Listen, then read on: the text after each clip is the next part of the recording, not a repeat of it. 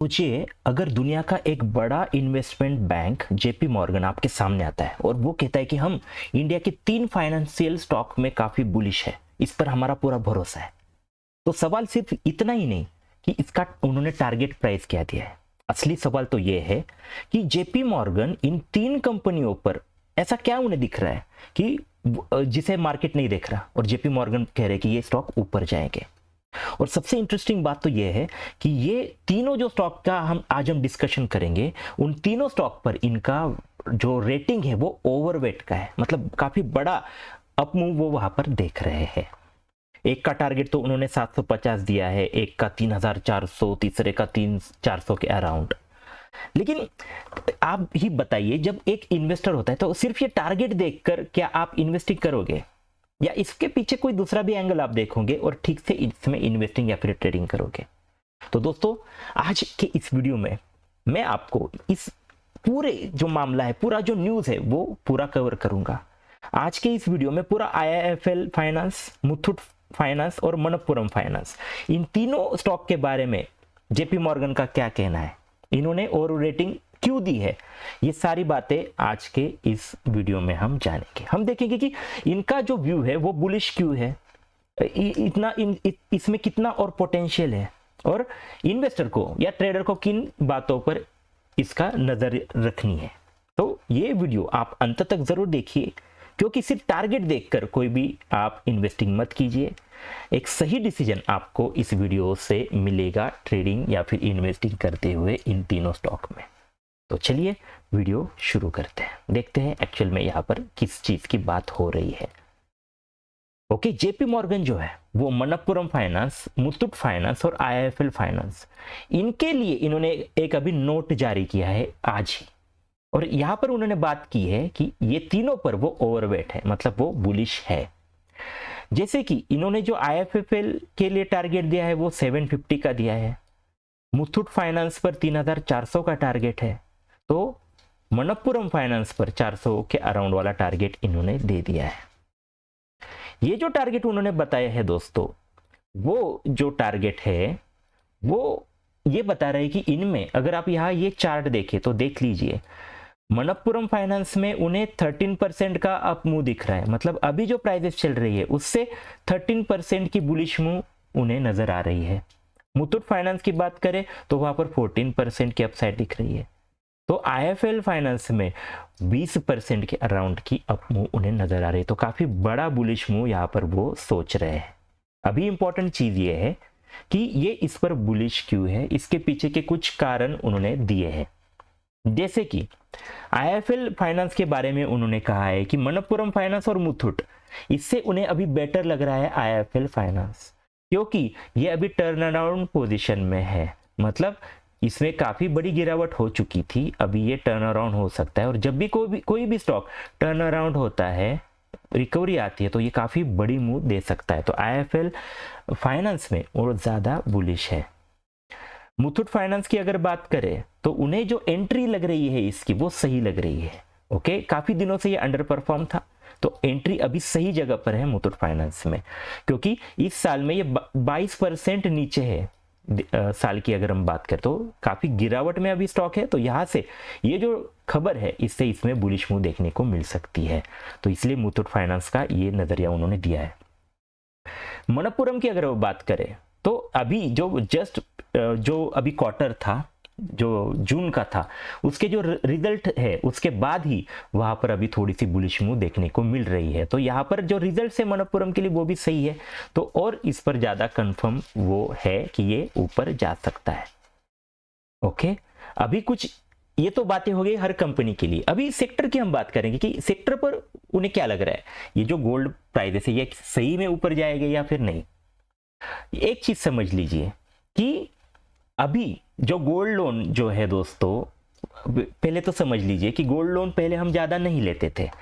Okay, मतलब जो काफी पुराने सालों में हम क्या करते थे कि लोन अगर लेना है तो हम बैंक से लेते थे या फिर किसी से पर्सनल लोन लेते थे, जिसके रेट्स हाई थे और इससे कई दिक्कतें सामने आ रही थी हायर रेट होने की वजह से। लेकिन अगर गोल्ड लोन अगर हम देखें तो उसका जो क्रेडिट है वो अभी बढ़ा है, मतलब क्रेडिट लेने में गोल्ड लोन पहले बस 5% था, वो अभी 10% के अराउंड लोग इसमें क्रेडिट ले रहे हैं। मतलब 100 अगर कोई लोन ले रहा है तो उसमें से पहले बस 5% ही लोन गोल्ड लोन था, लेकिन अभी ये 10% के अराउंड गोल्ड लोन लोग ले रहे हैं। तो यहाँ पर एक अच्छी रिकवरी या फिर अच्छा फ्यूचर उन्हें लग रहा है कि गोल्ड की जो लोन है वो लोग ज़्यादा ले रहे हैं, तो इससे गोल्ड लोन बढ़ेगा। ओके अभी जो पहले था क्या, हमारा कल्चरल था, मतलब सोने के तरफ हम क्या देख रहे थे, कल्चरली देख रहे थे कि सोना जो है घर में रखना चाहिए और सोना गिरवी नहीं रखना चाहिए। अगर किसी ने गिरवी भी रखा सोना तो लोग बोलते थे अरे ये क्या कर दिया तुमने। सोने को एक काफी डिफरेंट क्रेडिट था, डिफरेंट हैसियत थी। लेकिन अभी लोग समझ गए कि ऐसा कुछ नहीं है, अगर सोना घर में पड़ा है उससे अच्छा हम उस पर लोन ले और उससे हमारी जो कुछ इरादे हैं, जैसे कोई स्टार्टअप स्टार्ट करना है या फिर कोई दिक्कत आती है, तो गोल्ड लोन ज़्यादा सिक्योर है, कम बैच पर मिलता है। तो ये अभी शिफ्ट हो रहा है और फैमिली जो है अभी इंडियन फैमिलीज वो सोने को घर में रखने की बजाय मोनेटाइज कर रही है, उससे पैसा बनाने का सोच रही है। ओके गोल्ड जेपी मॉर्गन और एक चीज कह रहे हैं कि भारत का जो 60% जो नीचे वाला जो सेक्शन है, मतलब जिसमें हम कहें कि लोअर मिडिल क्लास और जो लोअर क्लास आते हैं, ओके बीपीएल फैमिली आती है, 60% जो है वो जो है दोस्तों उनमें दोस्तों अभी जो है काफी पेनिट्रेशन बाकी है। मतलब ये जो लोग हैं 60% जो नीचे वाले तबके वाले, वो अभी तो सिर्फ 11% ही लोग अपना सोना गिरवी रखकर गोल्ड लोन ले रहे हैं। मतलब अभी भी 89% ये बड़ा सेक्शन गोल्ड लोन नहीं ले रहा है। तो वही सोचिए, अगर ये भी बाद में गोल्ड लोन लेने की सोचता है और आता है, तो देख लीजिए गोल्ड लोन किस तरह से बढ़ पाएगा। 89% अभी भी गोल्ड लोन नहीं ले रहे हैं। तो इसीलिए अभी गोल्ड लोन लेने की लोग ज़्यादा सोचेंगे और उसके पीछे कारण होगा कि फाइनेंशियल लिटरेसी, मतलब अभी लोग समझ रहे हैं कि सोना बस घर में रखकर उसे पूछकर कुछ भी नहीं होने वाला। फाइनेंशियल लिटरेसी के से उन्हें ये पता चला कि उस सोने को आप काम पर लगाइए, सोने से कर्जा लीजिए और उससे प्रोडक्टिव कुछ लोन लीजिए और कुछ स्टार्टअप स्टार्ट कीजिए, या फिर जो दिक्कतें आती है उसे पूरा सोने से कर लीजिए। तो ये लिटरेसी जो है वो बढ़ने की वजह से भी ये जो सोने का जो लोन है, गोल्ड लोन है, उसमें बढ़ोतरी होगी। अभी इन्होंने बात की है कंपटीशन की, है ना, कंपटीशन तो हर चीज में है, तो यहाँ पर भी कंपटीशन है। जैसे कि अभी गोल्ड लोन देने वाली कई सारी कंपनी है, मेजर तो ये 3 ही है जिसकी जेपी मॉर्गन ने बात की, लेकिन अभी फिर से यहाँ पर नए प्लेयर्स भी आ रहे हैं, जैसे पूनावाला, आदित्य बिरला कैपिटल, ये भी अभी गोल्ड लोन में एंट्री कर रहे हैं। तो इससे क्या दिक्कत आएगी, जो प्रॉफिटेबिलिटी है इन 3 कंपोनेंट्स की वो क्या कम होगी? तो जेपी मॉर्गन का कहना है कि नहीं, ऐसा तो नहीं होगा, क्योंकि नई ब्रांच खोलना, लोगों तक पहुंचना और उससे प्रॉफिटेबल बनना, इसके लिए काफी बड़ा इन्हें जो रास्ता है वो काटना पड़ेगा पूनावाला और आदित्य बिरला। मतलब एंट्री ठीक है की, लेकिन उसके बाद वहां पर सस्टेन करना डिफिकल्ट हो सकता है। तो इसीलिए ये जो 3 स्टॉक्स है इसमें दिक्कत इनके एंट्री की वजह से नहीं आएगी, ऐसा जेपी मॉर्गन का कहना है। और एक चीज समझ लीजिए कि ये जो कंपनीज है गोल्ड लोन देने वाली, इनके प्राइस, स्टॉक की प्राइस कब बढ़ती है? तो उसके पीछे एक्चुअल में जब गोल्ड का प्राइस बढ़ता है तो उसी हिसाब से ये भी स्टॉक बढ़ते हैं। देखा गया कि इसका जो कोरिलेशन है वो 90 to 95% के अराउंड है। मतलब अगर गोल्ड की प्राइस समझ लीजिए 100 रुपए बढ़ती है, तो इनका जो प्राइस है इन स्टॉक का वो भी 90 to 95 के अराउंड बढ़ सकता है। मतलब जितनी बड़ी यहाँ पर बुलिश मूव या फिर बड़ी प्राइसेस बढ़ेगी गोल्ड में, ये भी इसके साथ ही बढ़ेगी। इसमें एक अच्छा कोरिलेशन है। ऐसा नहीं होगा कि 100 से अभी गोल्ड बढ़ रहा है और इनके प्राइस कुछ 10-20% ही बढ़ेगी, ऐसा नहीं होता। इसका काफी अच्छा कोरिलेशन है। तो इसीलिए वो अभी क्या सोच रहे हैं कि इंडिया में या फिर वर्ल्ड में 2027 तक सोने के जो दाम है फिर से वो 5000 आउंस पर आउंस डॉलर तक जाएंगे, 5000। तो काफी बड़ा बुलिश मूव अभी भी सोने में वो सोच रहे हैं। तो सोने की प्राइसेस बढ़ेगी और उसके साथ साथ ये जो गोल्ड लोन देने वाली कंपनीज है इनकी भी प्राइसेस उसके साथ साथ बढ़ेगी, स्टॉक की प्राइसेस भी बढ़ेगी। ओके, ऐसा इनका कहना है। अभी अगर हम देखें तो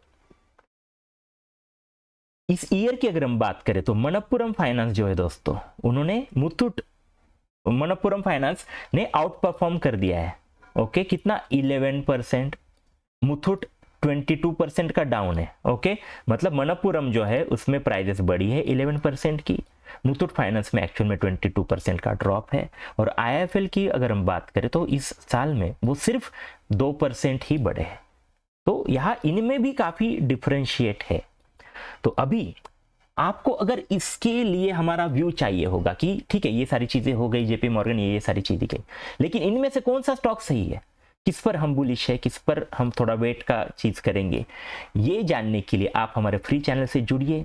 आज शाम को उस पर हम हमारे उस फ्री चैनल पर डिटेल दे देंगे कि हमारा व्यू इनकी प्राइस पर क्या है, चार्ट पर हमें क्या दिख रहा है, वो आपको हमारे फ्री चैनल पर मिल जाएगा। तो जरूर हमारे इस फ्री चैनल से भी जुड़िए। आपको ये वीडियो कैसी लगी कमेंट सेक्शन में ज़रूर बताइए। आपको लग रहा है कि हम ये जो एजुकेशनल सीरीज़ है न्यूज़ वाली वो अगर जारी रखे तो कमेंट में ज़रूर बताइए, तो हम ये जो न्यूज़ वाला सेक्शन है वो पूरी तरह से कंटिन्यू करेंगे। आपने ये वीडियो अंत तक देखा इसलिए धन्यवाद।